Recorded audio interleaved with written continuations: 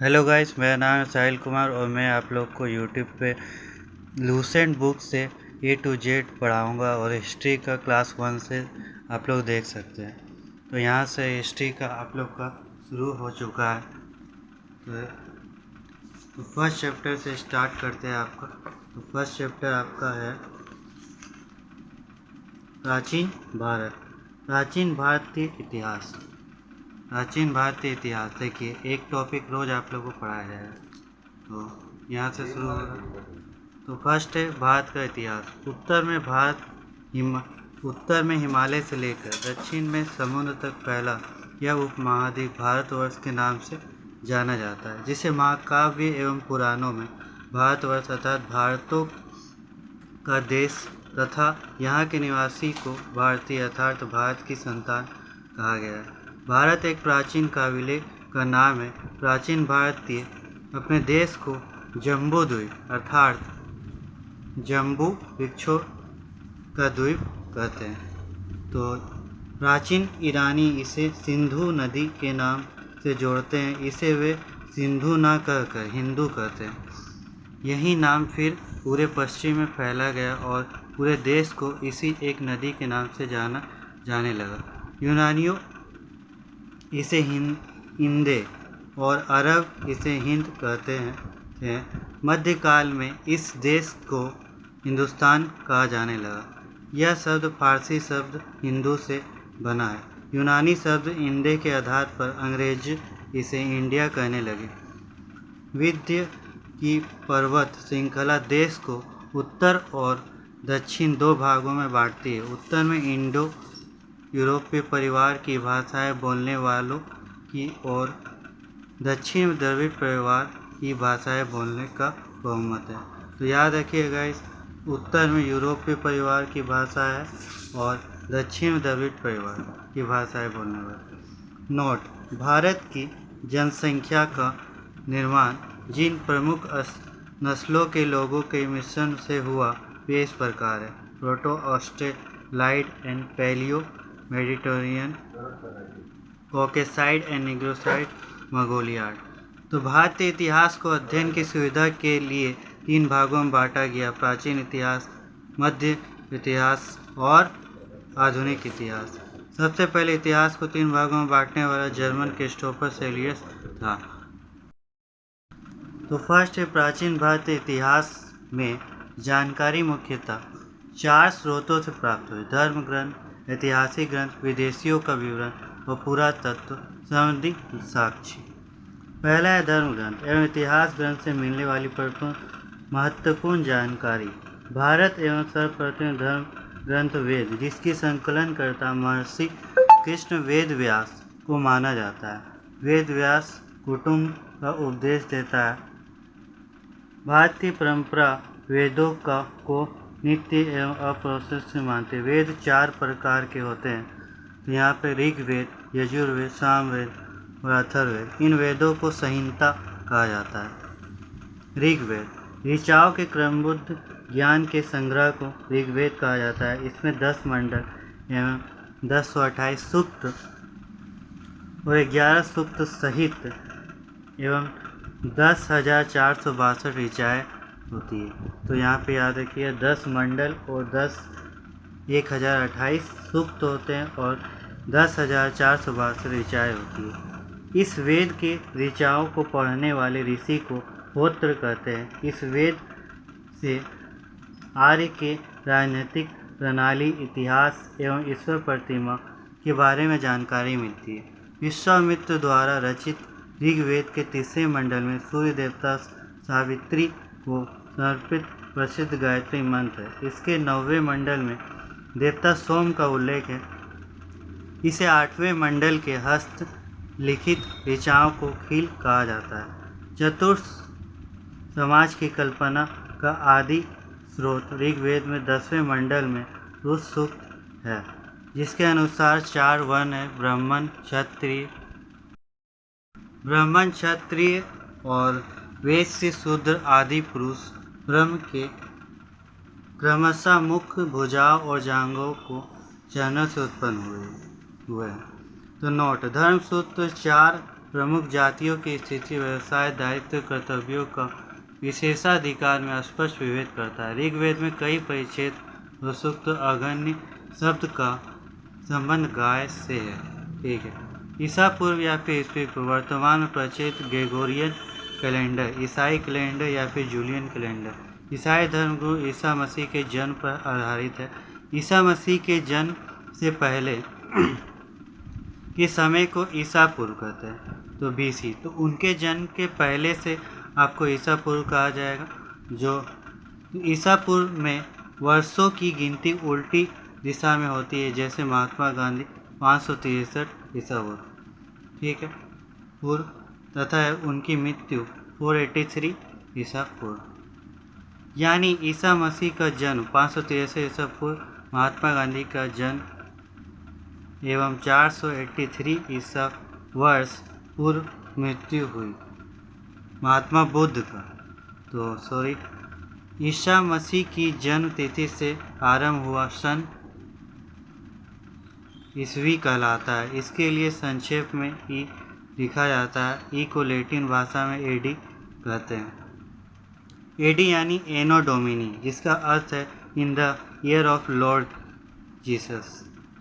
तो Vincent Arthur Smith ने प्राचीन भारत का पहला सुव्यवस्थित इतिहास अर्ली हिस्ट्री ऑफ इंडिया 1904 में तैयार किया। यह पुस्तक के एक तिहाई भाग में केवल सिकंदर का आक्रमण वर्णित है, जिसमें भारत को स्वेच्छाचारी शासन वाला देश कहा गया, जिसे ब्रिटिश प्रशासन की स्थापना से पहले कभी राजनीतिक एकता का अनुभव नहीं हुआ था। उन्होंने लिखा, वस्तुतः भारतीय इतिहासकार का सरोकर शासन के एकमात्र स्वरूप तानाशाही से है।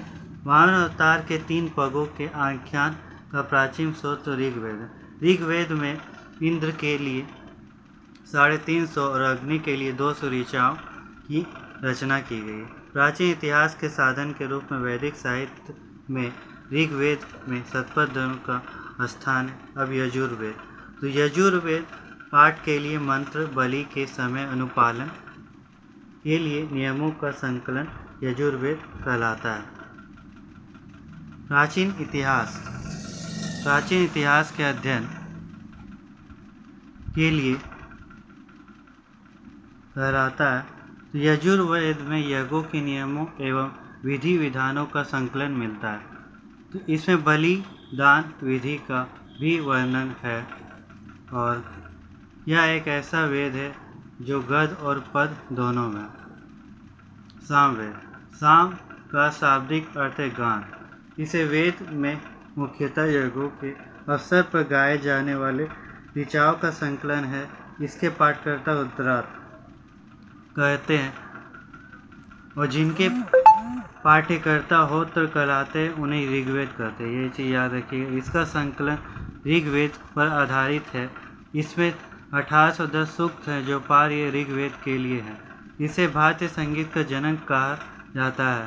यजुर्वेद सामवेद में किसी भी विशिष्ट ऐतिहासिक घटना का वर्णन नहीं मिलता। अब अथर्ववेद। अथर्ववेद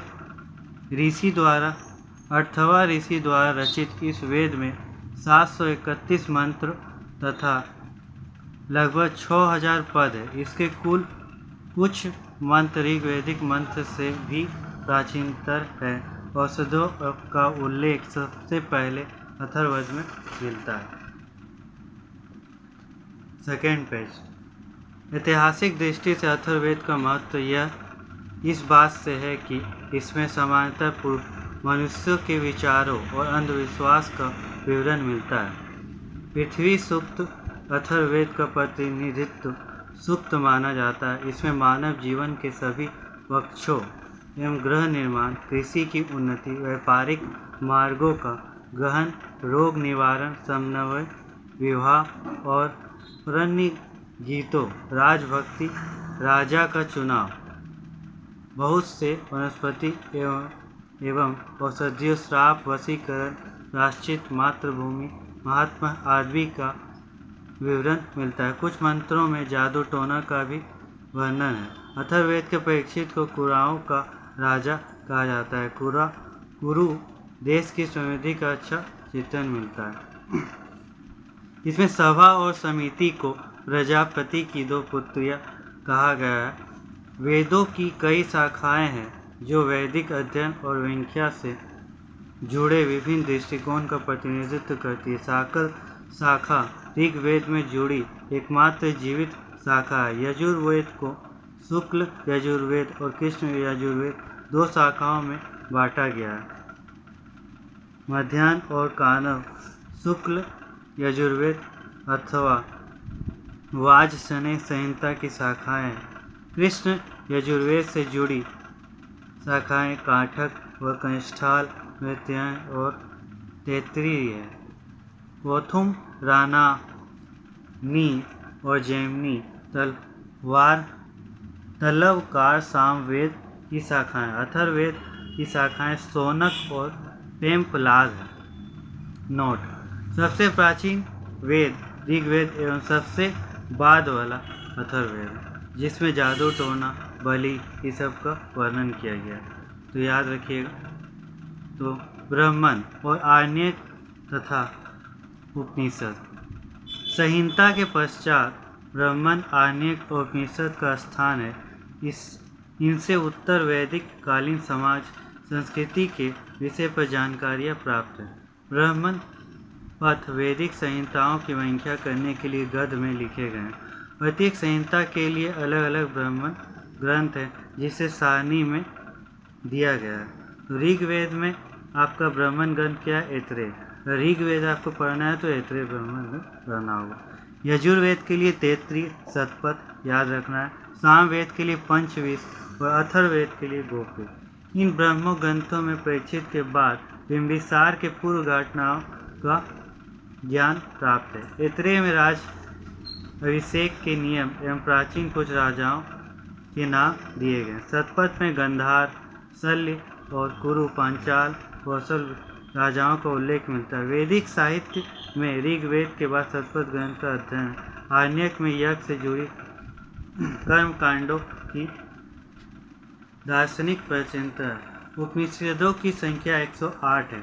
तो उपनिषद आपको याद रखना है, उनकी संख्या कितनी है? 108 है, जिनमें 13 को मूल उपनिषद की श्रेणी में रखा गया है। तो 13 को आप क्या बोल सकते हैं? तो मूल उपनिषद के रूप में रखा गया है।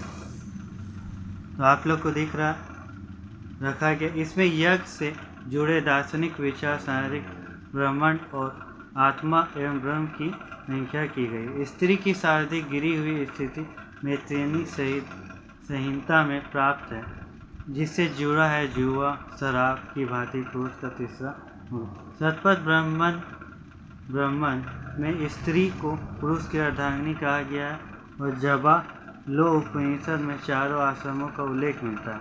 स्मृति ग्रंथों में सबसे प्राचीन प्रमाणिक मनु स्मृति मानी जाती है। यह शुंग काल का मानक ग्रंथ है। नारद स्मृति गुप्त जानकारी मिलती है। वेदांग और सूत्र। वेदांग को भली बातें समझने के लिए 6 वेदांग की रचना की गई। शिक्षा, शुद्ध उच्चारण शास्त्र, कल्प, फिर उसके बाद है शब्दों की व्युत्पत्ति शाखा, व्याकरण, छंद और ज्योतिष। तो वैदिक साहित्य को अक्षुण्ण बनाने के लिए सूत्र साहित्य का प्रमाण किया गया। स्रोत ग्रह और धर्म सूत्र के अध्ययन से यज्ञ विधि, कर्मकांडों एवं राजनीतिक विधि एवं व्यवहार से संबंधित महत्वपूर्ण बातें ज्ञात है। प्रमुख सूत्रकार गौतम, बुद्धायन और वशिष्ठ आदि के रूप में विशिष्ट उल्लेखनीय है। स्रोतों में गौतम धर्म सूत्र सबसे प्राचीन है। अब पुराण के बारे में जानेंगे। तो आप लोग को देखिए रोज एक टॉपिक ही पढ़ना है यहाँ पे। प्राचीन भारत, प्राचीन भारत के इतिहास के स्रोत। उसके बाद हम पढ़ेंगे प्राग ऐतिहासिक काल। तो एक टॉपिक रोज कवर करना है। तो यहाँ पे देखिए, तो पुराण के बारे में अब हम लोग कंटिन्यू करते हैं। तो भारतीय इतिहास कथाओं का सबसे अच्छा क्रमबद्ध विवरण पुराणों में मिलता है। इसके रचयिता लोमहर्ष अथवा इनके पुत्र उग्रश्रवा माने जाते हैं। इनकी संख्या 18 है, जिनमें से केवल 5 मत्स्य, वायु, विष्णु, ब्रह्मन और भागवत में ही राजाओं की वंशावली पाई जाती है। पुराणों मत्स्य पुराण सबसे प्राचीन और प्रामाणिक है। अधिकतर पुराण सरल संस्कृत श्लोक में लिखे गए हैं। स्त्रियां एवं शूद्र जिन्हें पढ़ने की अनुमति नहीं है, वे भी पुराण सुन सकते हैं। तो पुराणों की पाठ पुजारी मंदिर में किया करते थे। सामाजिक एवं सांस्कृतिक दृष्टि से अग्नि पुराण का काफ़ी महत्व है, जिसमें बौद्ध जातक में बुद्ध की पुनर्जन्म की कहानी वर्णित है। हीनयान का प्रथम प्रमुख कथा वस्तु है, जिसमें महात्मा बुद्ध का जीवन चरित्र अनेक कथनों के साथ वर्णित है। जैन साहित्य को आगम कहा जाता है। जैन धर्म को प्रारंभिक इतिहास कल्पसूत्र से ज्ञात है। जैन अर्थ भगवती सूत्र में महावीर के जीवन कृत्य एवं उनके साथ संबंधों का विवरण मिलता है। अर्थशास्त्र के लेखक चाणक्य हैं। यह 15 अधिकरण और विभाजित है। तो मौर्यकालीन इतिहास की जानकारी प्राप्त है। संस्कृत साहित्य में ऐतिहासिक घटनाओं को क्रमबद्ध लिखने का सर्वप्रथम प्रयास कल्हण द्वारा किया गया। कल्हण द्वारा रचित राजतरंगी में इस ग्रंथ में 8 सर्ग और तरंगों की संज्ञा दी गई, जिसमें प्रारंभ से 12वीं सदी तक कश्मीर के शासक का उल्लेख किया गया। तो याद रखिए, कश्मीर के शासक को राजतरंगी की पुस्तक में उल्लेख किया गया। अरबों की सिंध विजय का वृत्तांत चंचनामा में लिखा हुआ है। तो यहाँ पे देख सकते हैं। अष्टाध्यायी के लेखक पाणिनि है। इसमें मौर्य की पहले का इतिहास, मौर्य युगीन इतिहास की जानकारी रहता है। अष्टाध्यायी में पहली बार लिपिक शब्द का प्रयोग हुआ। कात्यायनी की गार्गी संहिता एक ज्योतिष ग्रंथ है, फिर भी इसमें भारत के होने वाले यवन आक्रमण का उल्लेख है। पतंजलि पुष्यमित्र शुंग के पुरोहित थे। इसमें महाभाष्य के शुंगों को इतिहास को पता चलता है।